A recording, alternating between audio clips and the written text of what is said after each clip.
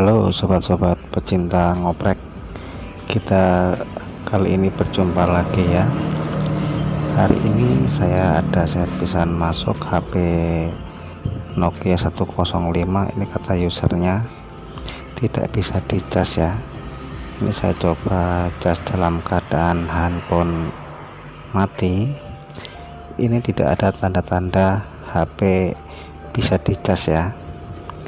Saya coba sekali lagi dan ternyata ini handphonenya tidak bisa dicas ya. Baik, saya akan coba nyalakan HP-nya. Saya akan coba cas dalam keadaan HP menyala dan ternyata ini juga sama sekali tidak mau dicas ya. Ini indikator baterai tidak mau berjalan, ini udah fix ya, tidak bisa dicas. Baiknya sobat-sobat, saya akan langsung eksekusi untuk bedah HP Nokia 105 ini ya. Ini saya pertama-tama akan lepas dulu kartunya, kemudian saya akan lepas bautnya. Di sini ada dua buah baut di bagian tengah ya. Ini ada bagian sisi kiri dan sisi kanan. Kita lepas satu persatu.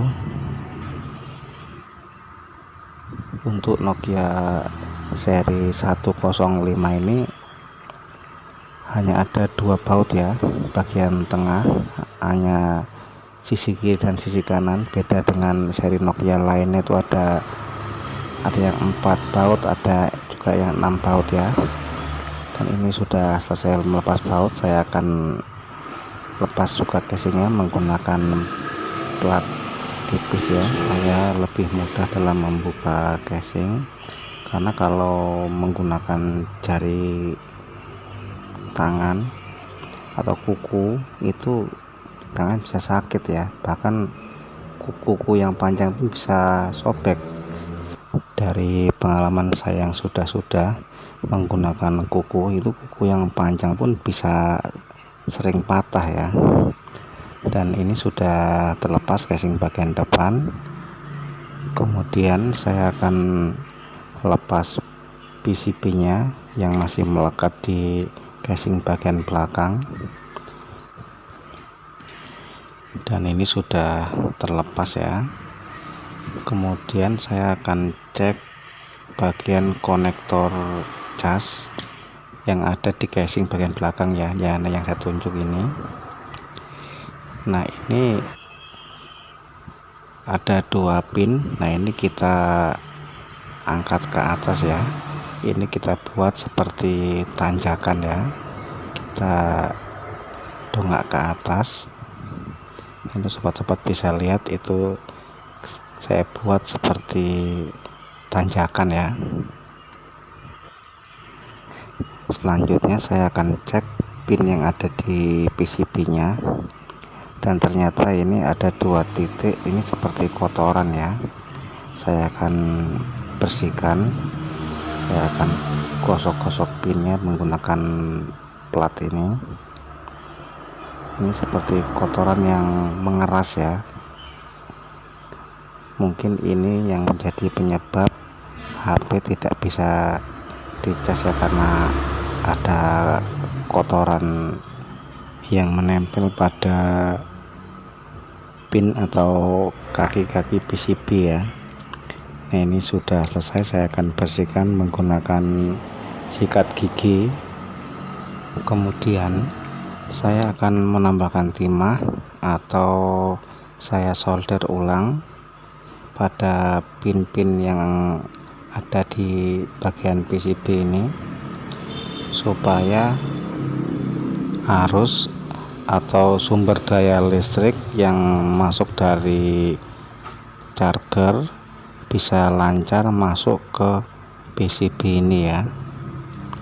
Ini sudah saya solder, saya tinggal merapikan saja. Dan jika sudah, ini saya akan rakit untuk uji coba ya, apakah HP ini sudah bisa dicas atau belum. kita cek dulu ya.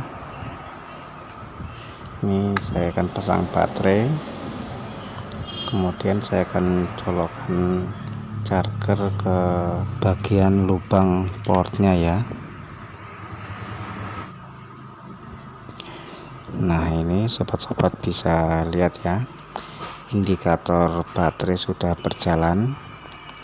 Ini menandakan HP sudah bisa dicas ya. Ini sudah berjalan normal.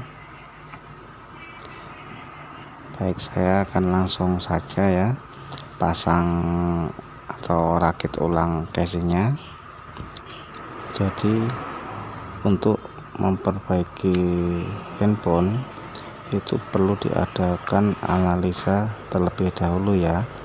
Jadi lakukan analisa dan perbaikan dari hal-hal yang ringan dulu ya, sebelum kita melakukan perbaikan handphone ke tahapan yang lebih ekstrim.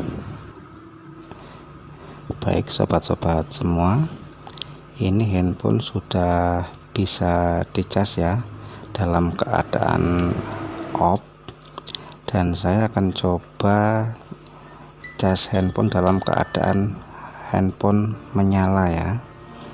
Ini handphone saya hidupkan, kemudian saya cas ulang, dan ternyata ini indikator baterai sudah berjalan dengan lancar ya. Ini berarti perbaikan sudah selesai ya, atau berhasil.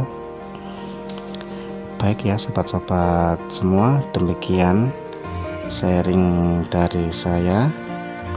Semoga bermanfaat untuk sobat-sobat semua. Salam ngoprek dan berkah dalam.